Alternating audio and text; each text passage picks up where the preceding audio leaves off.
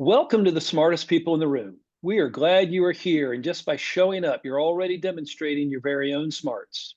Today, I am pleased to present two people who are former colleagues, close friends, and both are intimidatingly smart, quite very humble about their smarts.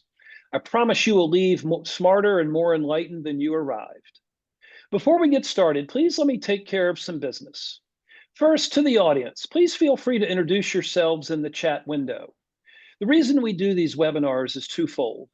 First, we want to showcase really smart people and the amazing work they do day to day in the music industry. But the second reason is a bit more nuanced. Many of you know that I am a music industry headhunter. I run the music practice at Turnkey ZRG, and I place music executives in roles throughout the industry. So, by definition and function, I help people connect with companies. In this series, my goal is to help you make more connections, and I invite you to take full advantage of that opportunity. Specifically, I invite you to engage with the speakers and the other attendees in the chat of the Zoom. Please introduce yourselves, share your LinkedIn profile, say hello to your friends, and make some new ones, and ask questions of our speakers. We will try to address as many of those directly during the interview. Also, this is important, please make sure your chat is set to address everyone, not just the host and speakers. I want to thank our program sponsors for without their support, we could not do this for free. Special thanks to First Horizon Bank, Turnkey ZRG, the Tennessee Entertainment Commission, Tennessee Brew Works, Better Than Booze, and MedJet. So let's get down to business. In today's host seat, we welcome John Valentine. John is a seasoned leader with proven track record in driving growth and sparking innovation across diverse industries, including operating within technology startups. From launching successful sales teams at Level Up, which was acquired by Grubhub, and digital mental health startup KOA Health, I butchered that, sorry, to forging strategic partnerships with Fortune 500 companies at AI planning and optimization venture Moby Systems. John thrives on identifying opportunities and turning them into reality. He maintains a deep understanding of emerging technologies, particularly AI, and serves as an innovation community champion by setting up industry meetups and interviewing founders for the Early Stage podcast. Welcome, John. It's an honor to have you here today. Thank you, Tom. Great to be here. And joining John is Matt Zarracina. Matt is co-founder and CEO of True Tickets, a B2B enterprise SaaS startup providing secure, contactless digital ticketing for live events. Prior to co-founding True Tickets, Matt served as Director of Innovation at Thales Group, Thales Explore. He applied design thinking concepts to identify, assess, and develop disruptive innovations for broader commercial applications, such as blockchain, DLT, AI, autonomous vehicles, augmented reality, and big data. Prior to Explore, Matt was a senior manager at Deloitte Consulting, where he led growth, M&A, and innovation projects. He also served as a helicopter pilot in the U.S. Navy. It is my pleasure to welcome these two rock stars to our platform today. Take it away, boys. Thanks, Tom. Glad to be Thank here you, too. Tom. So Matt, we usually catch up every 3 to 6 months, and usually it's over coffee. In real life, I can touch and feel, but this is maybe the first time we've ever had a catch up over Zoom in this format. So over Zoom. I mean, we did the podcast. Shoot, that's got to be like 6 years ago. Mm-hmm. We were doing the early stage podcast. We did that one, but yeah, I thank Tom for creating this virtual environment. But yeah, it's a little weird, but I'm sure it'll be fine. Totally. Not quite like the in-person coffee chat we had a couple months ago. One thing I appreciated from you back when we were both working at Thales Explore over in Boston was the fact that you took very, very seriously your skincare, right? Particularly your face, and I never understood it. I never really got it. And the last couple of years, as I creep towards 40, my wife is like, like she's giving me hints. She's dropping little lotions, on the counter, be like, you might want to try this. And, I've realized, as you must have, that things start to deteriorate, man, in your 30s, Okay. and you gotta keep up with it. So I think I have you and my wife to thank for my newfound love for facial skincare products. I think I'm the only guy who probably when he travels with sunscreen because like I'll find myself summertime in like New York City walking between meetings and buildings and there's no shade and I'm in business casual and I'll actually put like sunscreen on my shiny head before I walk out because I don't want to get sunburned. But yeah, no, I'm coming up on 45, which is crazy to think about. I mean, shoot, it just feels like yesterday I turned 40. Oddly enough, like speaking of like trying to maintain past glory or whatever health you were in, a bunch of former rower friends of mine from Navy, we were training to row the head of the Charles. Our boat didn't get in, but I randomly got picked up by a four. So I'm still training. I'll be rowing in a four with three other guys at the head of the Charles next week. So I've been training, staying on it. We'll see how it goes. Dang, dude, do you have an erg in the house? Oh yeah. No, I got a concept too. I did I think the last hard workout for the training was today. It was 5 by 5 minutes at like a certain heart rate.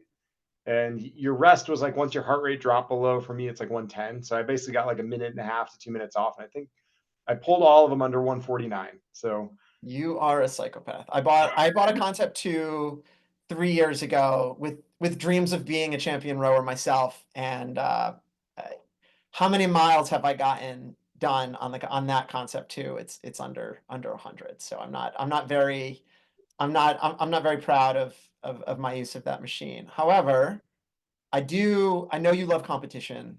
I too love competition. And I used to be part of like a high school, college, former athlete sort of touch football game on yep. Sunday mornings in like my mid-20s. And then somewhere around like early 30s, it started to fizzle because we all had children and Sunday mornings were not ours anymore. And a couple weeks ago, I just got a message that was sent to the group being like, "Hey guys, any chance we could bring it back just once?" And so I said yes, and I went, and there were 8 guys there, decidedly slower than we were 8 years ago, and grayer, and without as much hair. But it was so much fun. Fortunately, no one pulled a hammy I was or gonna say, tore an ACL or something did because anybody get hurt? that was Like my biggest fear. But certainly not.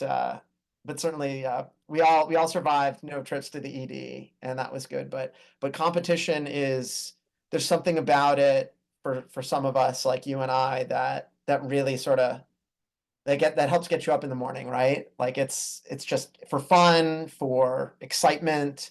I feel like in some ways, the games that we play in Startup Land is kind of similar, right? Because like you don't start a company or join a small company that is venture backed or could be venture backed with a hope to kind of like just punch a time card, right? Like you need to have a deep desire to win, a deep desire to figure everything out, and build the type of life and professional life that you really want for yourself. I mean, how do you've been playing this game with True Tickets for 7 years? Like I remember maybe one of those first 2 weeks, really, when you were at Talus, and we have these like you can write like an idea paint where you can write on the walls. And I was about to leave at like 7 p.m. one night, and you're furiously scribbling on the wall. I step in and I'm like, "What are you doing here?" And you're like, I've been doing all this research on blockchain and doing a project with Talus, and like, I think it could work for ticketing. And I'm like, all right, I'm going home, right? I'm out of here. And sort of here we are today, 7 years later. How do you keep the competitive fire going? How do you stay focused and not get sort of bogged down by everything? Because running a company and everything that comes along with it is like shockingly difficult and requires shocking amounts of stamina. I kind of looking back on that journey and the journey that you have ahead, because it's not done, right? There's a lot of growing it's to definitely do. not done. Like, If it is, somebody's got to tell me.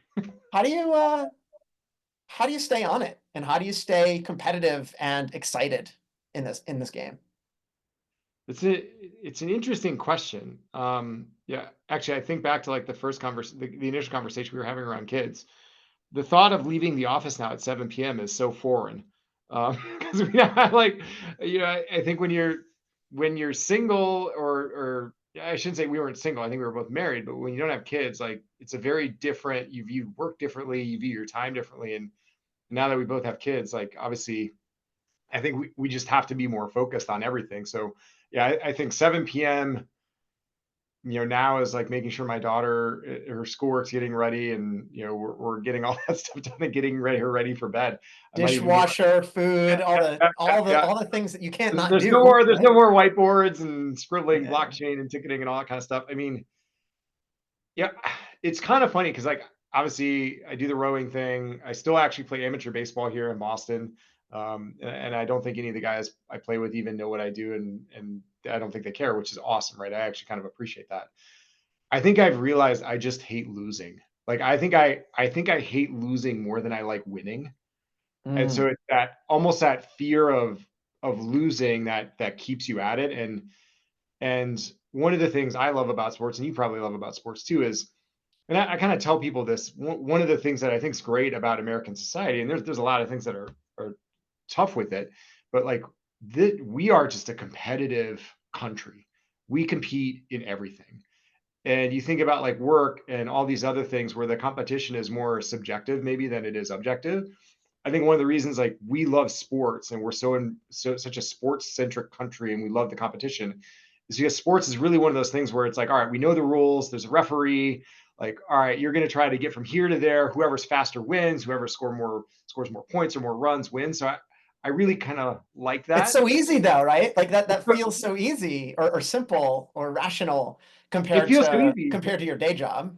Yeah, I mean, when it comes to the startup, I think one, I think conceptually it is very similar. Like you're competing, Yeah. right? And your competition does change, but I look at like alternatives and people who we go to market against, and it's like I sincere I will do anything, not unethical, in an ethical way, not to lose to them, right? Like that, I want to win. And I think when it comes to like the startup thing, it's this mix of like, I think you need like an appropriate level of like skills and experience, but also you need some level of naivete and ignorance, right? And oddly enough, like one of the reasons I went to Talus was, I'd been coming from consulting and I felt like, hey, I'm kind of a jack of all trades, master of none. I didn't have like the depth to really set out and do anything on my own. I felt like I would have been like laughed out of the room. Mhm. And Talus was my opportunity to go get involved in kind of emerging technology. I like to joke that consultants are the consulting is like a halfway home for the professionally undecided. You don't know what you want to do, so you go into consulting, and I was there for 6 years. Startup or corporate innovations like a halfway home for startup wannabes. Like Mm. you want to wear jeans, you want to like wear a fleece vest and like look down upon the person who works in corporate finance. Say like, oh, you do that. Like I got to go to the valley and talk to Series A startups and all that kind of stuff. But you want your 6-figure salary, you want your 401k match, you want your healthcare and all that stuff. But for me, it was that opportunity to uncover that thing that I could be passionate about and that I thought I could build because I really wanted to build something. And then with Talus, and once I left, I think I left with for me the appropriate level of skills and expertise, but also ignorance and naivete. Because I look back on it and I think to myself like, what the hell were you thinking? Yep. Because you're Yep. like, Yep. why would anybody actually try to do this? This is insanely a lot harder than I thought it was going to be. I'm curious, were you when you went from consulting to corporate innovation, um, before you founded True Tickets, were you looking to start something? Were you actively in the process of seeking it out? Or did inspiration hit you in kind of a sideways that gave you the inspiration, excitement, and love and passion that you could start something and then go do it? Um, I think it was more the latter. I think it was more searching for inspiration. Yeah, I was hopeful that when I went to Talus, like an opportunity would reveal itself to me. Oddly enough, right before I started, I think 3 months before I started, I had like a little bit of time between like my time at Deloitte and when I started at Explore. And the our boss at the time kind of said, initially when I was leaving Deloitte, he's like, oh, machine learning. So I like brushed up on machine learning. And then when I got to Talus, it's like, oh, blockchain. So it's like, okay, well, I just spent 3 months trying to get smart on machine learning, so I'll try blockchain. And how I like to tell the true tickets and the blockchain ticketing story is, I've been actually one of my last projects at Deloitte was actually at the MIT Media Lab, and I was working with people who are working in the digital currency initiatives, so Neha Narula and Sandy Pentland and all those people who are kind of affiliated with blockchain. And it was obviously very new at the time and kind of up and coming. And so I left that project, and then I was told blockchain. I was like, oh, I'll just get back on the red line and go to the media lab and sit down with my friends at MIT. And I remember in a room at the media lab with an advisor to our company now, Thomas Harjino, who's kind of a blockchain expert. We're whiteboarding all these things for Talus, like digital rights management, supply chain, and in 60 seconds we got sidetracked and kind of did ticketing. And this was like January of 2017. We're like, wow, could be a great use for this technology. Talus had actually just sold their, I think, train ticketing company, so there was really no fit there. And we kind of left it at that. A couple months later, my co-founder at TrueTicket, Steve, he was at the Pentagon working blockchain. We had reconnected because I was at a conference and he saw it. So we were trying to figure out, something with like Talus and the Pentagon and DoD. And we were kind of exploring something around like 3D printing, 3D printed parts.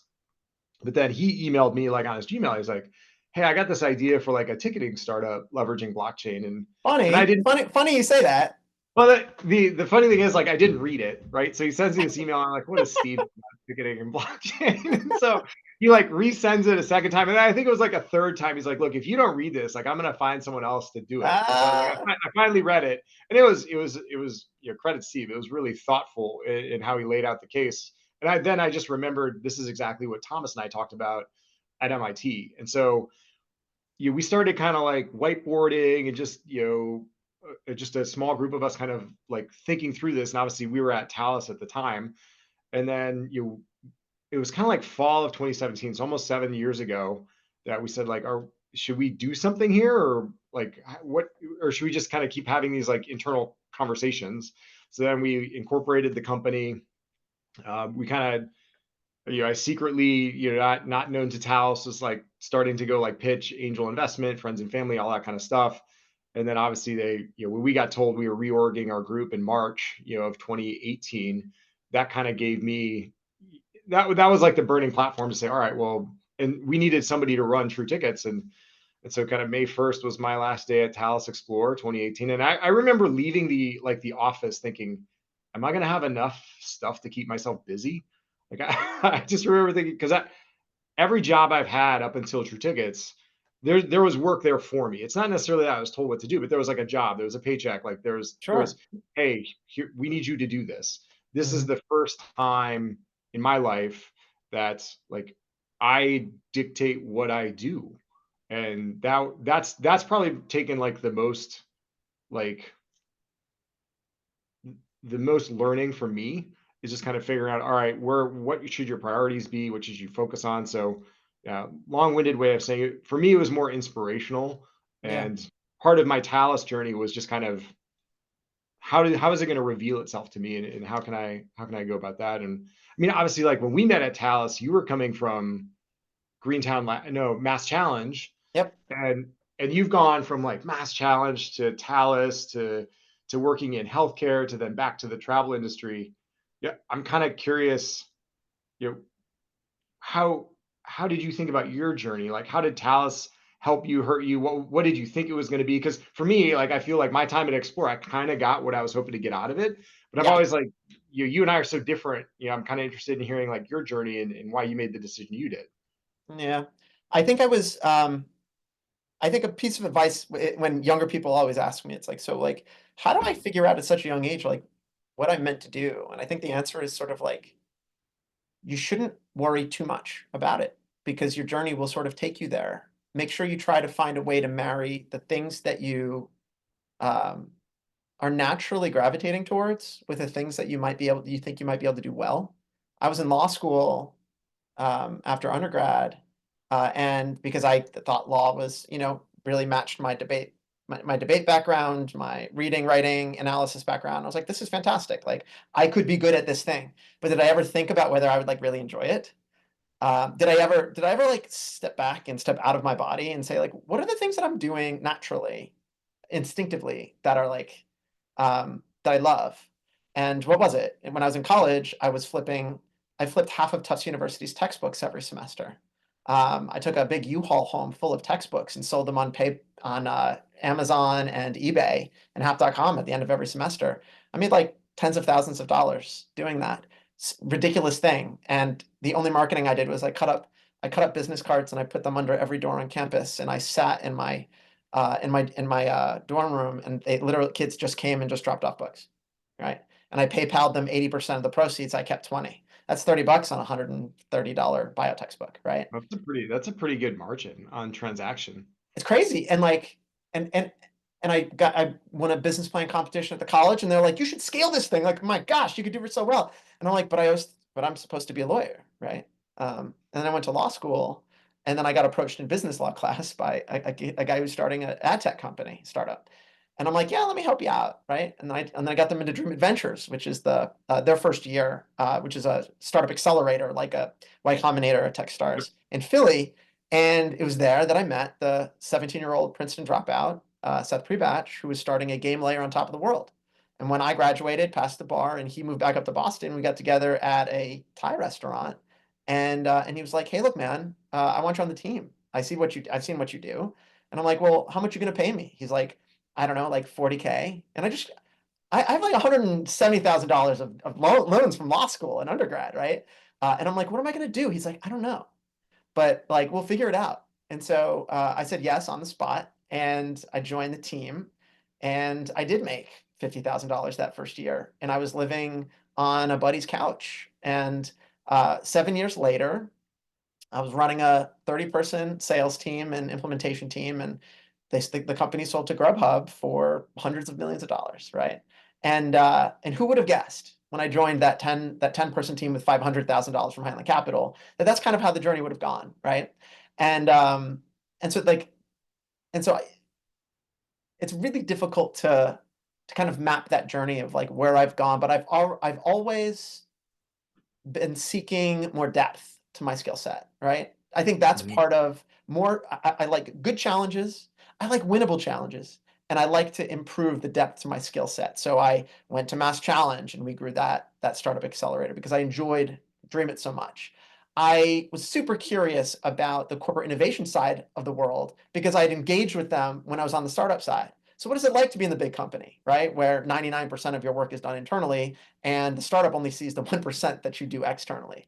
And so I learned a lot from that, but I realized I'm just a startup guy at heart. And so I spent a number of years in digital health, building and growing teams, and now in travel tech. And it has been a phenomenal journey. I've learned a lot. The one thing that you don't realize, right, when your first startup is a success, is that not every startup is like that, right? You're like, oh, like I just, we raise a little bit of money, we plow through, we figure out where we want to go, we run into market, we build a product, we build a platform, and after many years of grind, you sell to a big company. That's the exception and not the rule, right? And so I've seen a number of successes, and I've seen even more failures. And so the game that we play is one that's rife with timing issues, rife with funding and financial issues, and rife with like strategy and competitive issues. And so it is a minefield. You being able to survive and thrive over 7 years is a testament. I have to say congratulations. What I'm curious, what I've always wanted to know, because I kind of know where you started and I know where you are. Many of those listening don't, haven't seen you in either place. But there's always sort of like there's an insight that you have that kicks a business off. And then there's another insight that happens along the way that really makes the company what it actually ends up becoming, right? And is the magic that creates sort of that hockey stick or that exponential curve upon which a startup can grow. Many startups don't find that second insight, but I feel like you have, and you're beginning on that curve upwards. Can you give me a sense, like what was the initial insight that started the business? And explain a little bit about what it does, because you haven't really done that yet. And then second, like, has there been a second insight that you've had by being so deeply involved in this game that has allowed your company to truly mature into what it can become? Yeah, and probably explaining the second insight will help probably explain the business. Kind of back to one of your earlier questions around like 7 years ago, did you see yourself still doing this? I think I did. I think it was vastly different than what I'm actually doing today. So I think there's the thought, and I remember, shoot, back in like spring of like 2018, we had built an app. It was leveraging Hyperledger Fabric. We were ticketing like a small band for they were playing at the Antane in Boston. And so we ticketed it. It was the first event we ticketed. It was maybe like 20, 20 tickets or so. And my wife was pregnant with Audrey at the time. And she came to it to like see it and then like left kind of halfway through. And she was just like, you have a weird new life. That's literally what she told me. I was like, oh man, I don't know if this was the right decision. And, um, startups are about learning. And where we started was obviously when you looked at ticketing, I mean, you can still look at it and say like, there's aspects of ticketing that are broken, right? And so it's like the ticketing industry, how it works, who wins, who loses. It just seems that there's an imbalance, right? And there definitely seemed an imbalance. And you coupled it with obviously what I had been learning about blockchain and exploring at Talos. So you kind of see like, all right, here's a problem and here's a solution, right? And did we fall into the trap of like trying to fit a technology to a solution? 100%, and but there's got to be some like crazy insight that you think you know better than anybody else that starts something, right? Now, as we've evolved True Tickets, like obviously the solution, what we built has evolved, and it's always been these like learnings, right? In 2018, I like to say, we built a ticketing system, right? It leveraged Fabric. It was, we did events, we sold tickets, we thought like, hey, we're going to show the efficacy and viability of this by building a system. And while we learned many things in 2018, I think the biggest thing we learned was nobody wants another ticketing system, right? So and that was, but oddly enough, like what we did with the original version, which was kind of like a B2C solution, was we got approached by essentially our current clientele. I said, I remember the conversation. We basically had kind of like run out of money end of 2018. I went to this conference in Miami, November of that year. And I was like debating, like, is this even a good use of money? Like, we're running out of money. Like, should we spend it? Like, should we be going down here, like paying for hotels and flights and all that kind of stuff? And I just brought on who's currently our sales BD guy, Ken Lesnick, and our ops person, Laura. So they came with us. It was this ticketing conference. All right, we got to meet people. We got to see where this resonates. And obviously, our initial thought was, oh, we need to meet with sports teams and these marketplaces and all this kind of stuff. And there was a happy hour, mojito happy hour at the terrace of the Marriott Biscayne Bay. And I remember, I give Laura and Ken both half credit because they knew this woman, Nicole Keating, who worked at the Adrian R Center, who was our very first client. And now we have 70 clients, and they were our very first and still with us. And I remember, they said, hey, Nicole wants to talk to you. I said, okay, why does somebody from the Adrian R Center want to talk to us about what we're doing? And so we sat down and she goes, I hear you're doing something in blockchain and ticketing. And I said, yeah, we have an app. She goes, we don't want your app. I go, well, what do you want? He goes, can you figure out how to plug your technology into our ticketing system to make our ticketing system better? And obviously, like, she didn't know like the app was struggling. The product had a lot of issues that we were going to have to sort out. And we were kind of contemplating, like, do we pivot or evolve and do something like a B2B service? And I said, yeah, we could do that. She goes, you're not going to keep selling me on your app? I was like, in my mind again, like, no, it's like, I got nothing to sell you. It hasn't been. Yeah, I really got, trust me, you don't want to be sold this app. And, so then she goes, cool, I'm going to get my IT person, Daniel, and he's going to come tomorrow. And like, it was like the verbatim same conversation. I hear you're doing something blockchain ticketing. Yeah, we have this app. We don't want your app. What do you want? I want you to figure out how to plug it into our ticketing system, make our ticketing system better. I said, great, let's do it. And they're like, you don't want to keep selling your app? I was like, nah. And that was like the genesis, and how like True Tickets has evolved is really we've refined, I think, where we understand where we can add value in ticketing, right? So if you think of like the journey of the patron, right? There's like discovery. How do I find out about an event? How do I get a ticket? How do I pay for the ticket?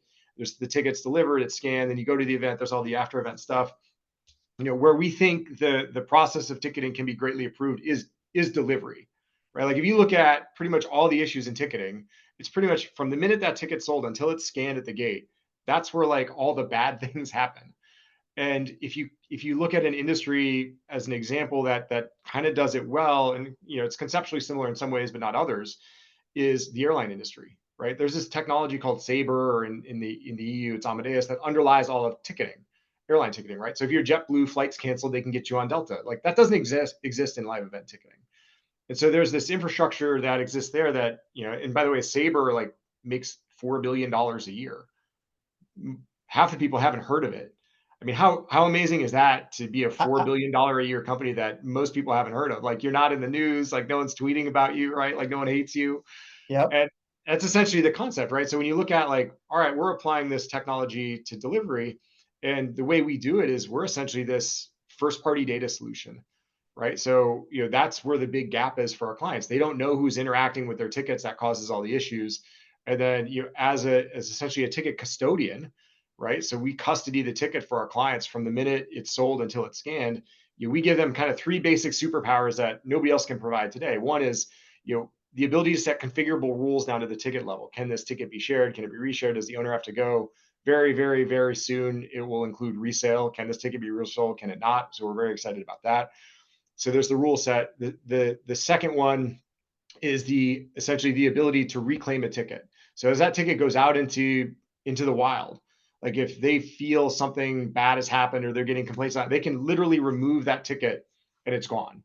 There's no way anybody can misappropriate it, do anything with it. And the third is just the knowledge of who's in possession of a ticket at all times. Right. So this idea of like, oh, I've got this, this paper ticket here, right? Did Matt make 4 copies of it and give it to friends? Was it a race to get in? Who actually has it? Our clients in seconds can basically determine who has a ticket, who doesn't, right? And that therein line that essentially solves all the problems, right? So we're focused on the delivery part of the ecosystem, and we feel that we can solve it for systems and marketplaces and anyone who's transacting a ticket. And that's essentially kind of like the value True Tickets is. We're that first party data solution in the delivery process, and we're built to work with any system, any marketplace, which means Ticketmaster is a potential client for us. There's very few competitors in the area that I see we play.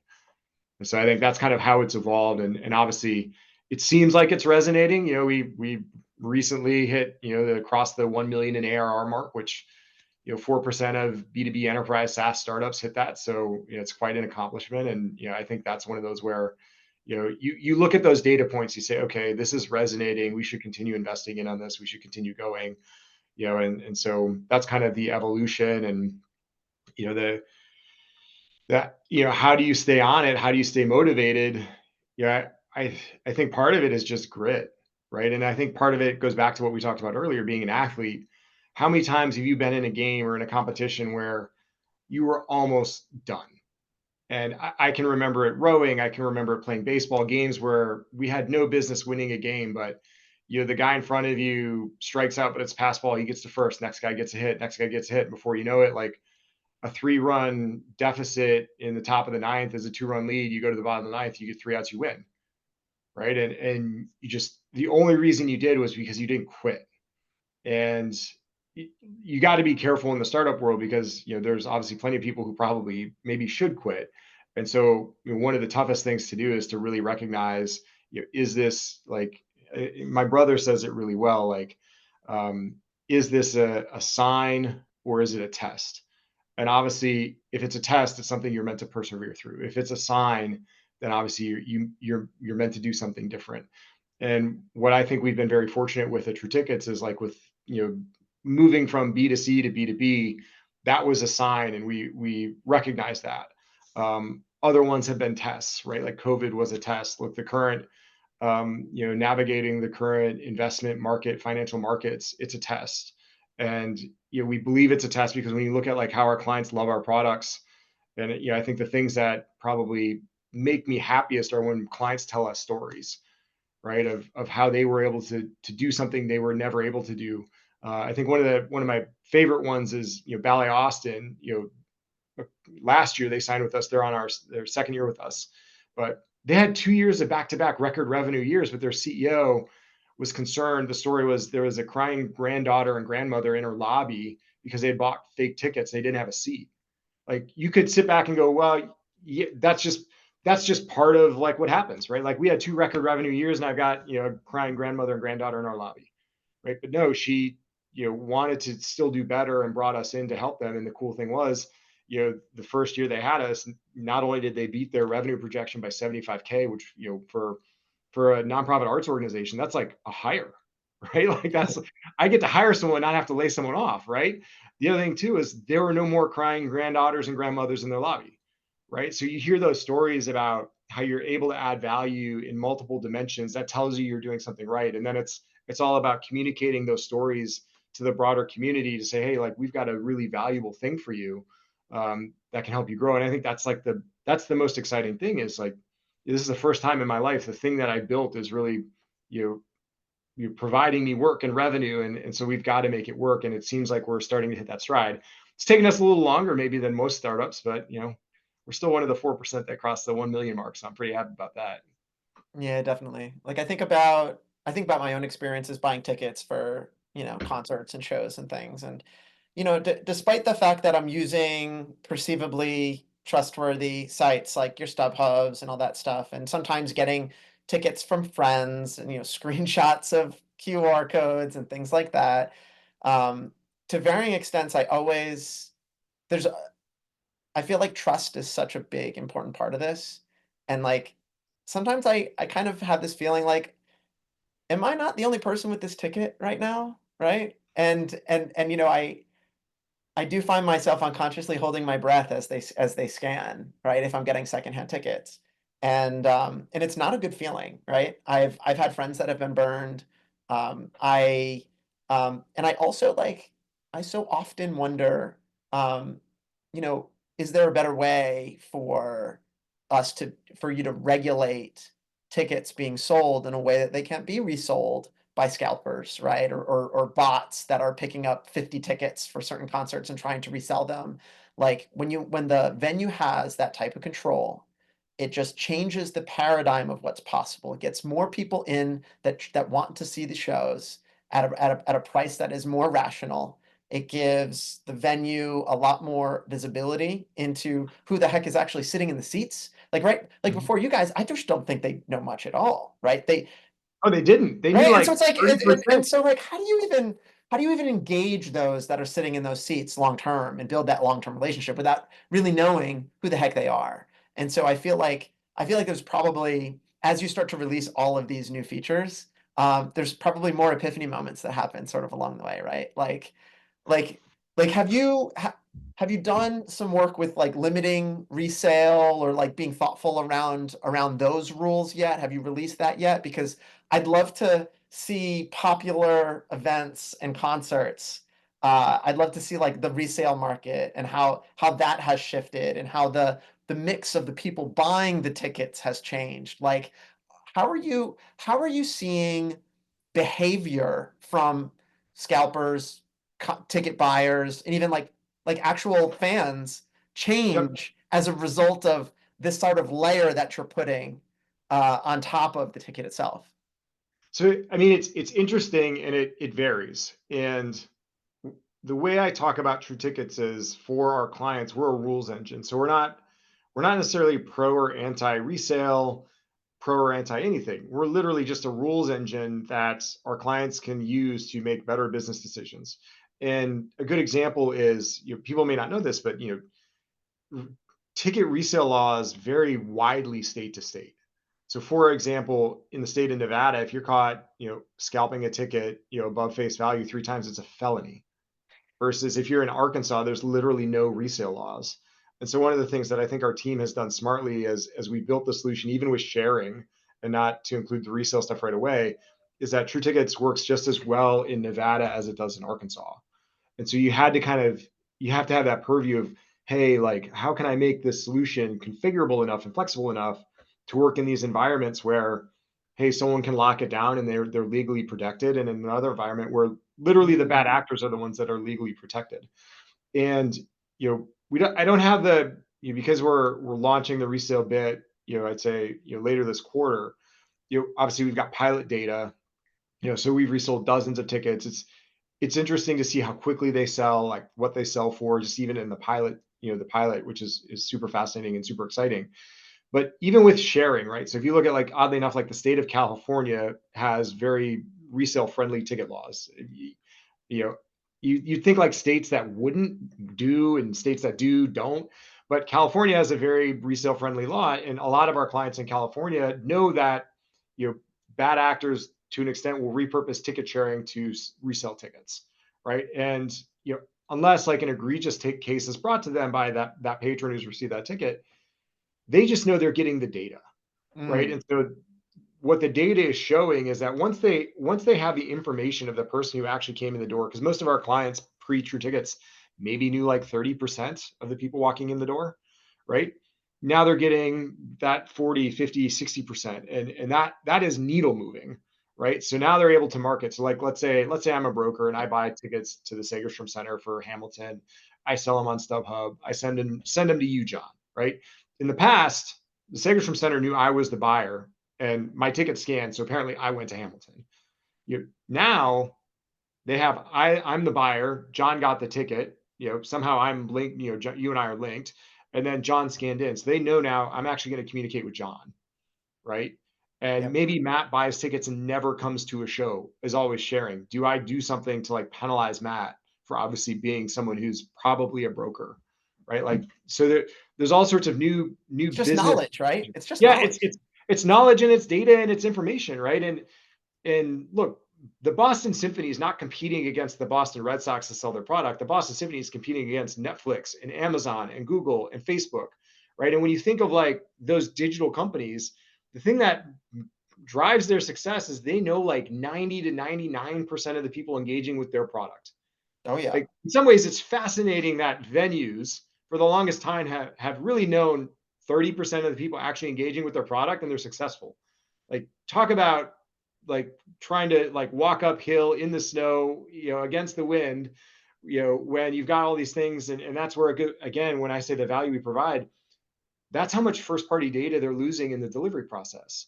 If you can go from 30 to 60%, again, that could go from losing 75,000 to gaining 75,000. What does that mean from FTE hiring? What does that mean from capital projects you can start doing, investments you can start making to be more effective, right? So, their organizations and venues now are realizing there's a ton of value here, and that's an area we fill, and it helps them be more competitive. Because, like I said, in the environment they're in, they're not competing against the Red Sox, they're not competing against other ticketed venues, they're competing against companies that are vying for attention. And as a mentor, I like Sandy Pentland at the Media Lab.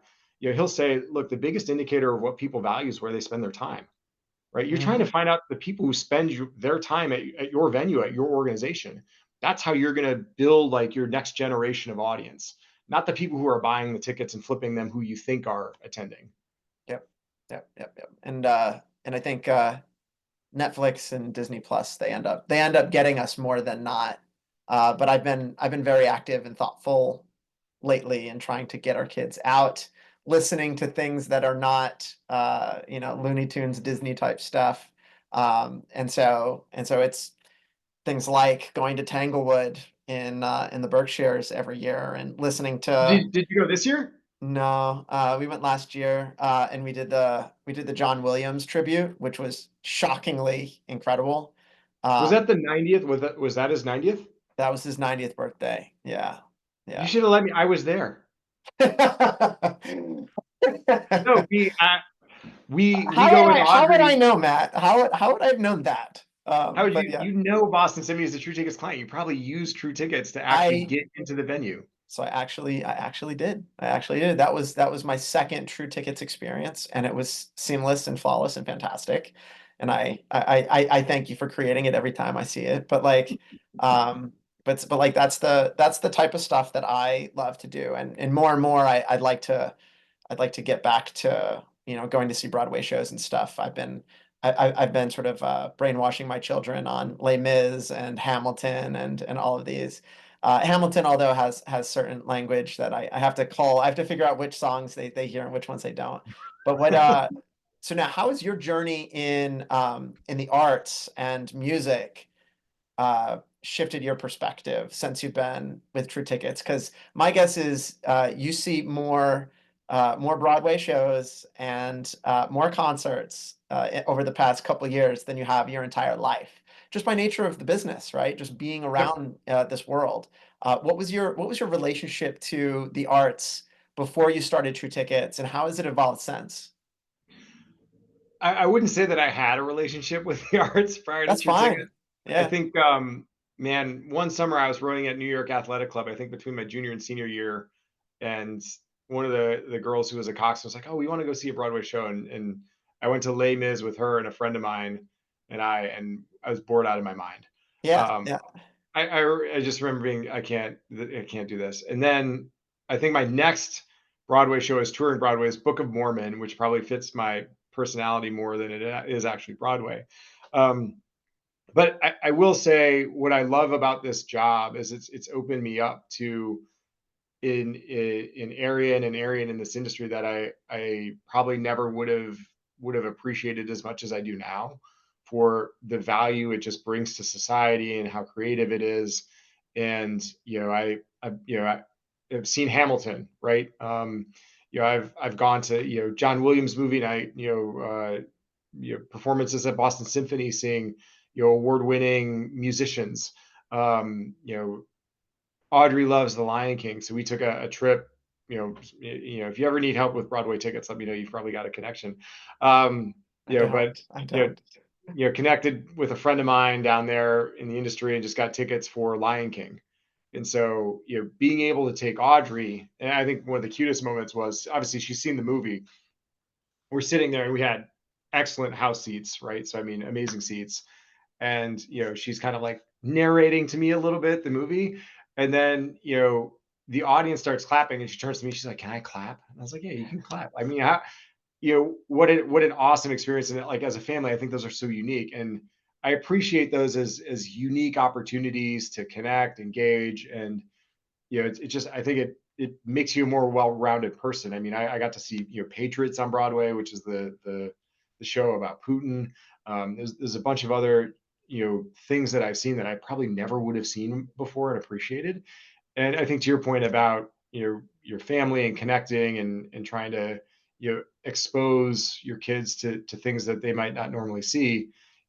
Audrey's loved like the two Sing movies, right? And so the fact that I have Totally. this job now where it's uh we can go, like I can literally take her to a venue. We were in London in August, and one of our clients is the Roundhouse, right? So the Roundhouse, super cool venue. Our first UK client, we're about to announce a second one soon. The second one, the Roundhouse is iconic. The second one's about as iconic as you can get in London. So I'm super excited about that. But to like walk into the Roundhouse and show Ellen and Audrey the Roundhouse and know that, I think the Stones played there and Hendrix played there. And, I got to go see a band. I love the Dandy Warhols. Ticket sharing, uh, the first ticket shared live in production was to my friend Kamal at the Roundhouse for the Dandy Warhols, like in June of 22, I think it was. And so, Tom, I'm not going to respond to that, but and so, but yeah, that's about as iconic could get, right, Tom? But to go to the Roundhouse and like just show it and let them see it, I think is so cool. And it's just these unique experiences and Tom, we're not talking politics, right? So I'm reading Tom from the chat, but yeah, I'm so thankful for what we've gotten to do. I mean, I've been able to develop relationships in the industry to the point where I was able to, one of our relationships was able to help us get Taylor Swift tickets. So I was able to take Audrey and Ayo. Ellen to Taylor Swift in London for her last Wembley show, and the seats were awesome. And so, I mean, what an incredible show. And those are, I think as we get older, maybe, probably you and I, like when we were younger, there are things we would have passed up on doing or just seeing versus I think now that we're older, I think we have an appreciation for, I don't want to go as far as like, being YOLO, but you're like, we've got these unique opportunities to kind of do these things. And yeah, we do Tanglewood, once a year. We've got a client in Bravo Vale, so I was able to take my family out and go see, my mom, and go see a performance at Bravo Vale. Beautiful venue, like a mountainous smaller version of Tanglewood. These are things that I probably never would have done if I wasn't in this industry. And I think it's definitely broadened my horizons and made me appreciate an aspect of like our society and our culture that I don't think I really would have before. Mhm.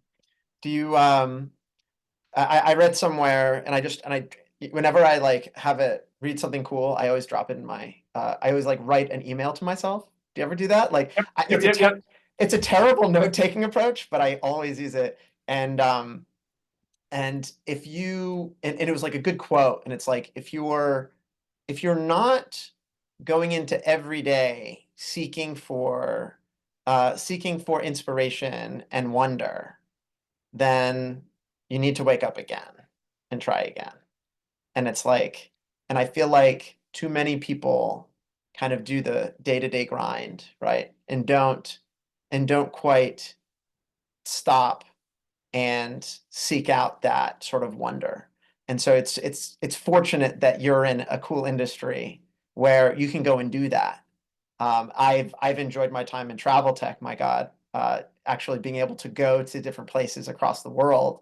My best business trip this year, it was one of my business trips to Singapore this year was the best that I've ever had in my life. And it's just like, and it's not just the cool things, but it's like waking up in the morning and having an incredible conversation with you today. That really are the things that kind of we're going to remember years from now. And so, how do you lift your head up from the day-to-day grind and like recognize those moments of wonder? Are you able to do it enough? Or are you more sort of deliberate about appreciating what's happening in your life? I think I'm more deliberate about it now. I think early in my career as a pilot, doing some other things, I was probably too more keen in on work. Like, yeah, I regret like my time in San Diego, not having enjoyed San Diego more and being at, I was at the squadron probably more than I should have been, more than I needed to be, and not just enjoying, my time there. And it's a beautiful city and there's a lot to do. And I kind of take that going forward. Um, now again, it kind of goes back to the stories we were talking about. Like if you get those little opportunities, you take advantage of them, you try to enjoy them. Um, we had, recently, like a friend of ours, they were vacationing on the Florida Panhandle. Luckily, like none of the hurricanes hit them. And yeah, was it an arduous trip to go down there and see them? It was, but it was one of those that I think we were all glad to do it. Audrey had a blast. We got to play on the beach and kind of go see an area that we don't usually get to. Not that we would do it that long. Getting to the Panhandle from Boston is brutal, so I wouldn't recommend it. Yeah, I've But never done it, but I can yeah, imagine. I mean, it's a lot easier to get to like Charleston, I think. So if you're looking for like a similar scene, it's probably a direct flight to Charleston from Boston. But yeah, I definitely do make an effort now to kind of like those moments that are nice, just take advantage of them. I mean, you know, taking your daughter to the bus, right? And just like making sure you wave and all that. Cause, at some point she's not going to want to wave to me. Like, I get it.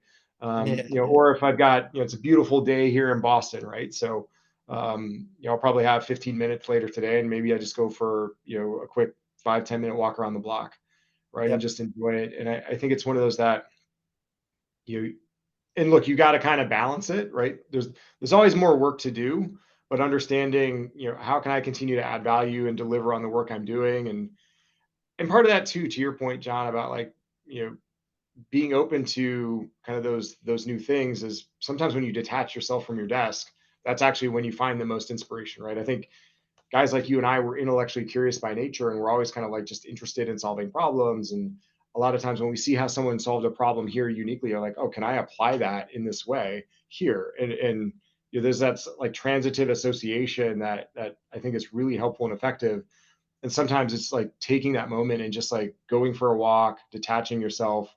Those 5, 10, 15 minutes actually can be the most helpful because and just letting your mind wander yep. versus stubbornly focused on the problem. And look, athletics is no different, right? Like sometimes when you're just struggling with, a certain skill, taking a step back and just not focusing on it or doing something else is actually the right way to actually progress it. Yeah, I agree with you completely. Like I think I'm learning to to treat moments with great people and friends and family as more sacred.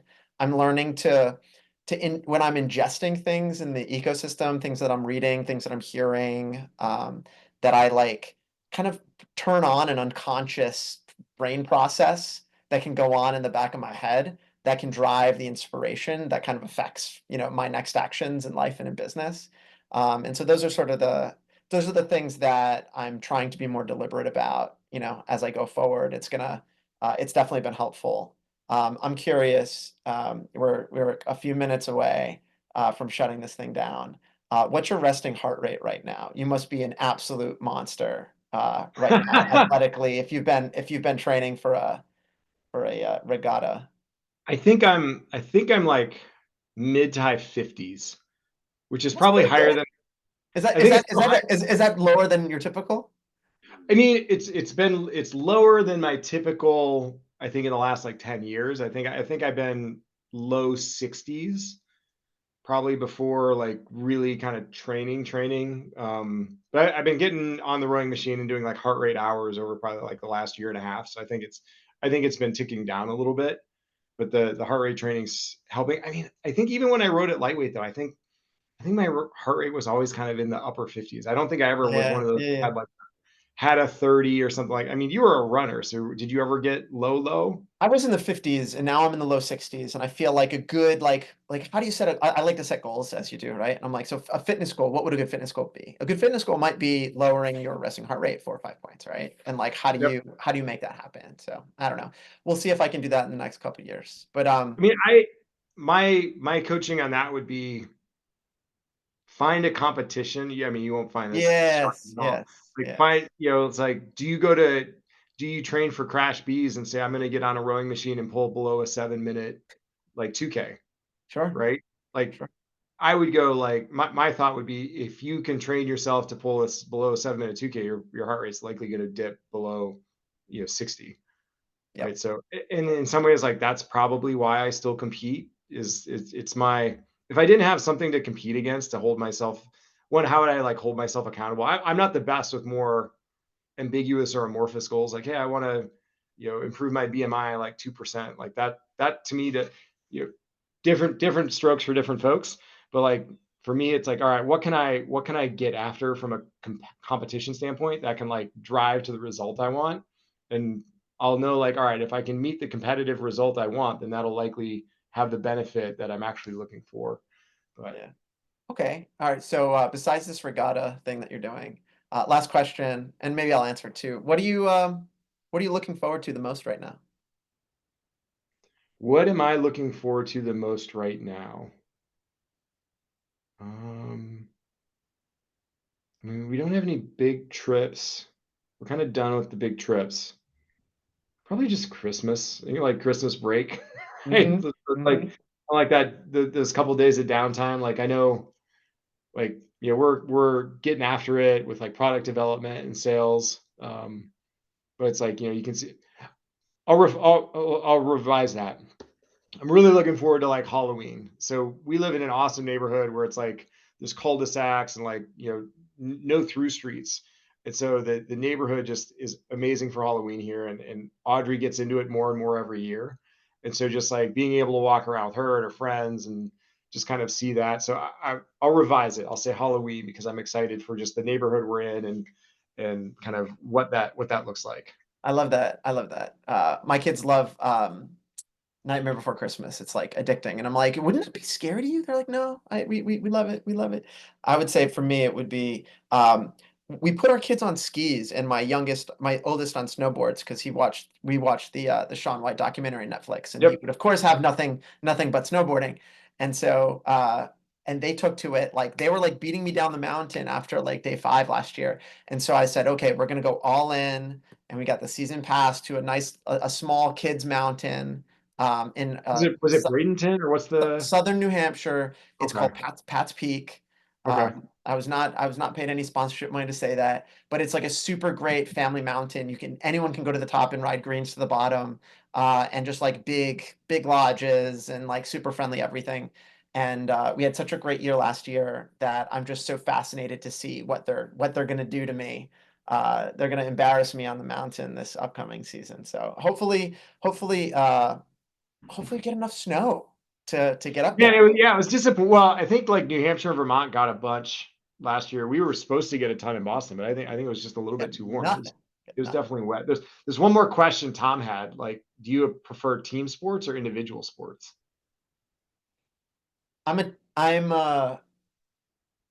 ooh. I like I like team sports. I I think from a performance standpoint, right? Like it's easier to do individual sports when you're older because you don't have like like 10 people Yeah. always to hang out with and play with. I just started. I was dragged into paddleball. I'm a tennis guy. I just dragged into paddleball and last week, Written and doubles. I played doubles, and it was fun. Everyone was friendly. You got to mess around. I went 2-1, so now I'm That's a going to good I'm record. going to start playing advanced. But I'm not. Shuffling is not exercise to me. So, but like So you gotta I still do do. your workout in addition to the paddle You ball. do, you do. I love the camaraderie of team sports, despite the fact that the outcome um is not determined specifically by your effort. Yeah, I'm a team sports guy too. I think I like the camaraderie. I like the challenge of, trying to make your team better, right? So Mm, I think, yeah, mm. on the individual, How do you work together to improve how the do you work outcome? together? Like, how do you make your team better? Um, and to some extent, the not having control over the outcome and trusting like that group of individuals, I think is a next level experience. I mean, obviously, like you can go golf, you can row on the rowing machine, you can do, there's a bunch of individual things you can do, and then it's kind of like just you, like, are you playing well? Are you gutting it out? Are you not? But I think the added dimension for me that's exciting is the team game where it's, can I make my team better? How do I do that? So Tom, I think we're at time, huh? Tom's back. Tom's back. I've been here the whole time and enjoying every second of this. I promised the audience they would leave smarter and more inspired today. Boys, you delivered on that promise in spades. This has been marvelous. Matt, your mother is bragging about you Oh, I know. effusively in the It was chat. effusive, indeed. Yes, well deserved at every point, right? That's right. A badass as a young man, a badass at 40, and a badass later in life. Keep doing what you're doing, both of you. It's been a pleasure getting to know you both in this process. I thank you for coming on and sharing some of your wisdom and your smarts with our audience. And I encourage you to come back and watch it in the future. In other words, we do this almost every Thursday. I'll be back here next Thursday featuring 2 more rock stars. To the audience, be nice to each other and take care of each other. We'll see you soon. Thank you, Tom. Thanks, everyone. Thanks, Tom.